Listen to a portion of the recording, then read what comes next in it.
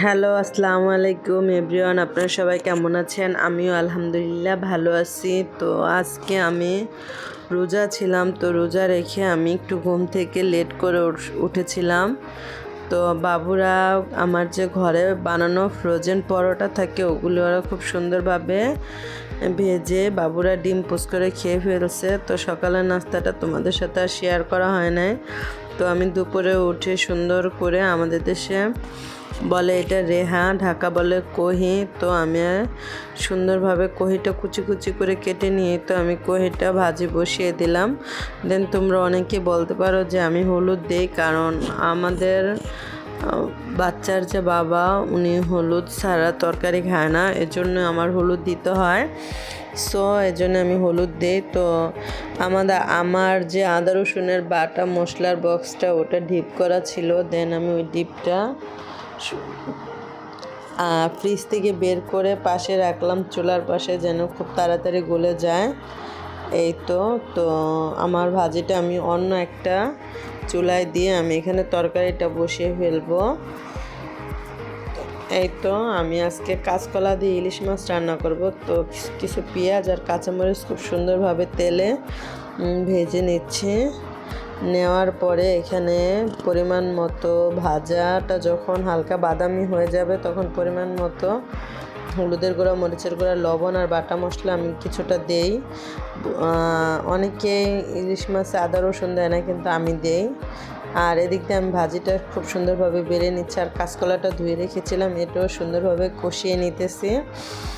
এই তো কষিয়ে এখন আমি সুন্দরভাবে ঢাকনা দিয়ে চুলার আঁচটা একটু কমিয়ে দেব, যেন কাঁচকলাটা মশলার সাথে খুব সুন্দরভাবে ভিজে যায়। দেন কাঁচকলাটা খেতেও খুব মজা হয়। তো আমার ভাজিটা হয়ে যাওয়ার পরে আমি ইলিশ মাছ মাখিয়ে রেখেছিলাম হলুদ মরিচ দিয়ে। সো এখন এটা আমি সুন্দরভাবে ভেজে নিব।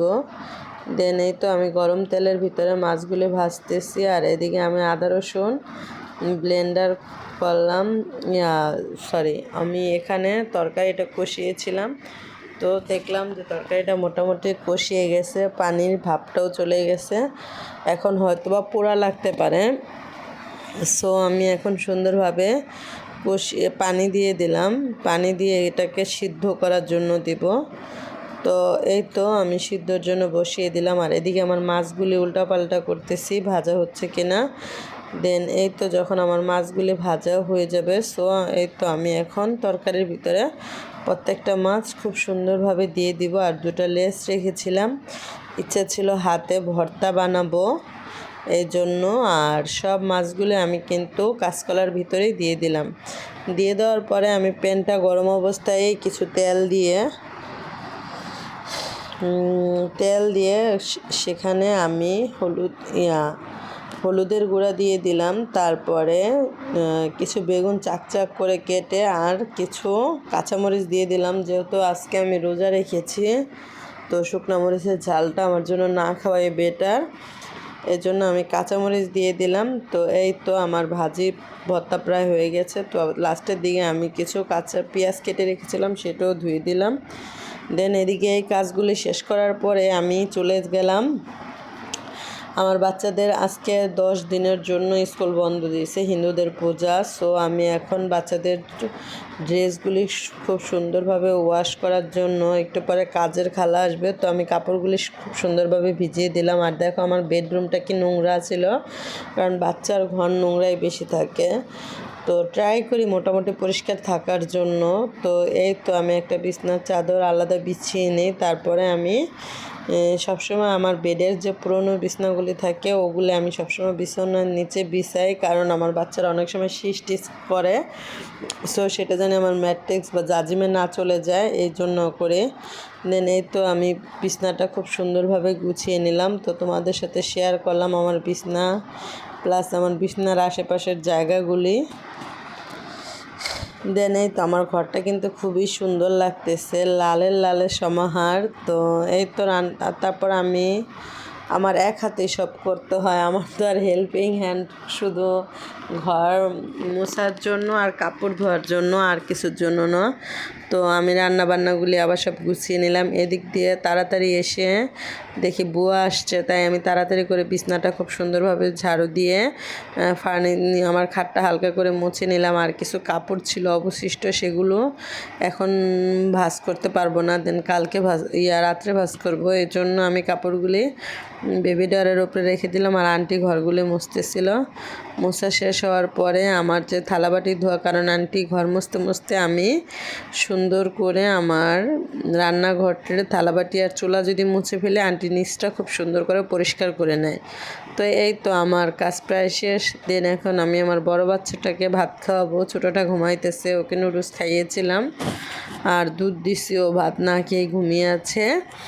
তো এই তো আমার বড়টাকে আমি সবজি সব ধরনের যা রান্না করে আমি সেটাই বাবুদের দেই, ভর্তা, মাছ, সবজি।